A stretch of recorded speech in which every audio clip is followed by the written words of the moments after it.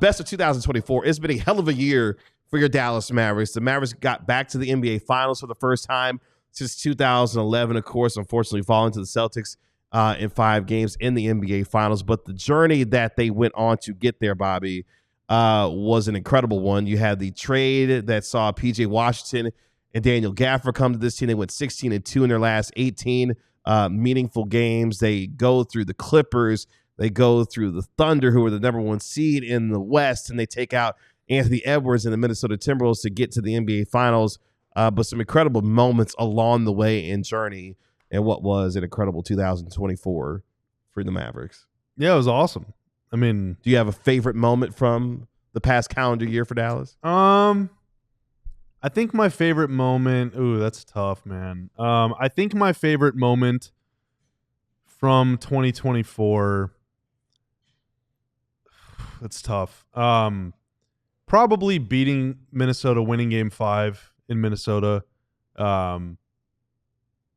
There's like personal stuff behind it, but like professionally it was huge. You know, I was still working for the Mavs at the time, so it was great. The post game that night was awesome. I watched that game with Isaac and with Chopper, and I think there were a couple of Mavs employees that were in and out that night, and like it was just a lot of fun, you know, to spend that moment together. And it was very special. Like it's just special, you know. Sure. Winning anything, and even it's the West. It's not the NBA title or whatever, but like winning anything is just such a cool achievement. And you know, I guess like in a roundabout way, I was a part of it because I was employed by the team. That's one. The comeback against Houston was really cool. That also coincided with some other stuff going on in my personal life at the time. I don't know. It's like for me, because basketball's been such a part of my life for literally my entire life. All of these things like happen. They're sort of like inextricably linked with my personal life and basketball, and it all kind of like, I don't know. It's really weird. It's hard to explain. But yeah, there's just always like anytime anything really cool is happening with the Mavs, there's always like some really like memorable stuff in my life and vice versa. I don't know. Anyway, not to make it about me. Those 2 things probably. What about yours? Oh man. So mid-March, Kyrie Irving hitting what was one of the best shots of the entire NBA season. I mean, the lefty 20-foot shot that he had over the outstretched arms of Nikola Jokic is still one of the most incredible shots that I've ever seen, and capping off what was a highly competitive game and a really fun game on a Sunday afternoon. I remember that on Sunday afternoon, and Kyrie just lining up the scoreboard in the entire arena. I can still see him just running out with that left hand, just looking at it. Just an epic shot there. And of course, you mentioned the other one for me, you know, Dante Exum hitting that 3-pointer to send the game into overtime in what was an entertaining game. There was so many ebbs and flows back and forth. Luka and Kyrie embracing each other after that overtime win in the middle of the floor, basically just collapsing into each other's arms and walking, you know, arm in arm, brother to brother to the half court, and their teammates meeting them there. That was one of the first times I felt like, okay, this is something special is going on with this group. I don't know how far they're necessarily going to take it, but there's something special about this group. And that was kind of one of the first times I thought, okay, like we might need to get on this ride, because that was a hell of a game that day. And Exum hitting that 3-pointer. But it was a great game and a great comeback. It was a great game, amazing comeback. The fourth quarter of Game 6 at home against the Clippers, it was the first closeout game of the playoffs.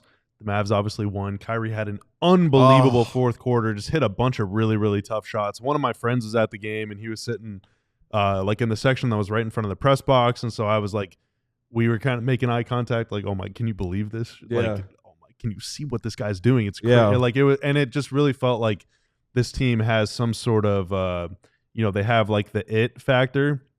And then the very next round, Game 6 at home against OKC, still wearing the black jerseys. In that game, they make a huge comeback.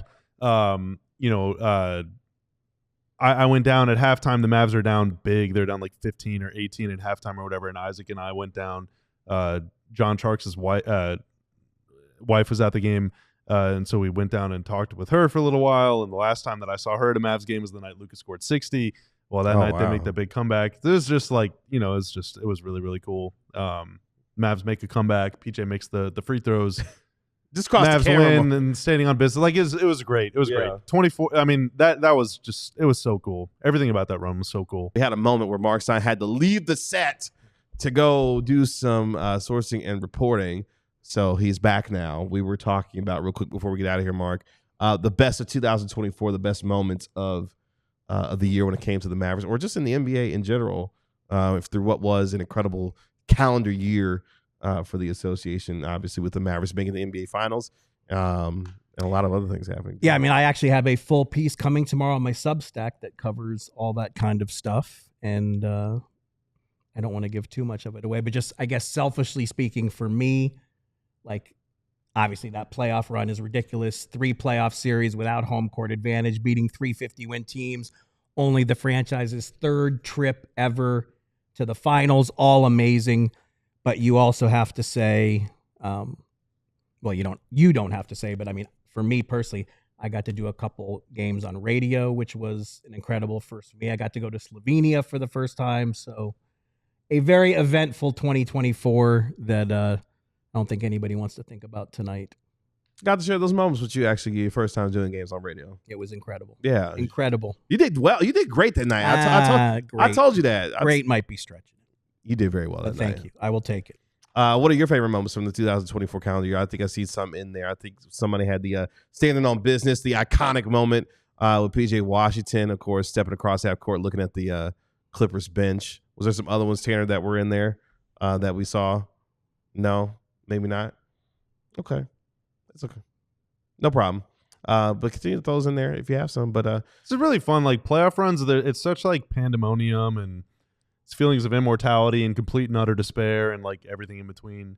The ebbs and flows of a playoff run is just it's just so much fun. And it's like, it again, and I was joking earlier when I said I want a sim to end and just get to the playoffs. Like the whole point of the journey is to get you ready for the playoffs. And then you're like kind of it's just, I don't know. But the playoffs are great. Playoffs are awesome. They are awesome no matter what, whether you win or lose. The playoffs are so freaking cool. It's cool to hate the other team. It's cool to love your guys. The fights and the trash talk and the coaches getting fined for press conferences and like when is Tony Brothers officiating the next game? Like, oh it's my all gosh. so awesome. Oh my gosh. And I can't wait. I can't wait for it again. There will be games like this. The Mavs are probably going to lose 25 or 30 games this season, and they might lose even more than that. There's going to be some ugly ones. Tonight was an ugly one. So we can't have a complete and utter collapse every time it happens because it's going to happen a lot. But I mean the playoffs are just the playoffs are so much fun. They're just so much fun. The best sports memories of my life are NBA playoff games. Every single one of them. And I'll mention this last one before we go because we can't forget it. Luka Doncic's 73-point game against Atlanta. It's where the whole thing started. The whole second half turnaround started. I didn't go to sleep for like another hour or two after that game was over. After I got home because I was just like I couldn't believe what I watched that night. I never go to sleep for an hour or two after I get home, even from this. Really? Yeah, I'm just buzzing from a game, just thinking about everything. That night I couldn't because I just kept thinking in my mind, I was like, did I really just see a 73-point game from somebody? Like it was insane. Follow always says like call your friends whenever Luka. No, really, I was tweeting. I was like, hey, if you're not watching, get to a television. Yeah, no, now. I called my dad. I think my dad might have been at work or something. I don't know. My dad wasn't watching the game, and I was like, dude, you have to. Yes, you have to. I think he was working, so I was texting him updates, and I was like, I called him when he's like 45 or something. Yeah, and then like 5 minutes later, he was at 61, and my dad was like, shut the up, like he's like cussing me out, like dude, turn it on. Like, please watch. Turn it on. It's happening right now. You have to watch this. That was an incredible night in late January. We all silly like the mayor.